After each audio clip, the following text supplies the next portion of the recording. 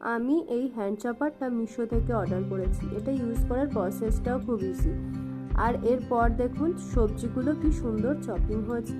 আমি এখানে দিয়েছিলাম কাঁচা লঙ্কা, পেঁয়াজ, টমেটো, বিনস, ক্যাপসিকাম আর একটু গাজর। এবার ওটস মিক্সার মেশিনে গুঁড়ো করে রেখেছিলাম, সেটা অ্যাড করেছি। দিয়ে দিচ্ছি পরিমাণ মতো লবণ আর কিছুটা গোলমরিচের গুঁড়ো। ভালো করে মিশিয়ে একটা ডিম ফাটিয়ে এর সঙ্গে নিয়ে নিয়েছি। মিশ্রণটা খুব ঘন লাগছিল, তাই আমি কিছুটা জল দিয়ে ওটাকে পাতলা করে নিয়েছিলাম। ব্যাস, মিশ্রণ তৈরি হয়ে গেছে। এবার প্যানের মধ্যে 1 চামচ মতো তেল ব্রাশ করে বেশ একটু গোল করারই চেষ্টা করেছিলাম। করে ভালো করে যখন একটা পাশ হয়ে যাবে তখন ওটাকে উল্টে দেব।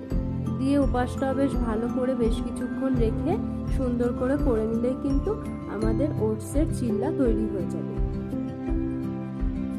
ভালো করে এপিটোপিট ভাজা হয়ে গেলে এরপর পরিবেশন করুন। আমি শসা আর গাজরের সাথে পরিবেশন করেছিলাম।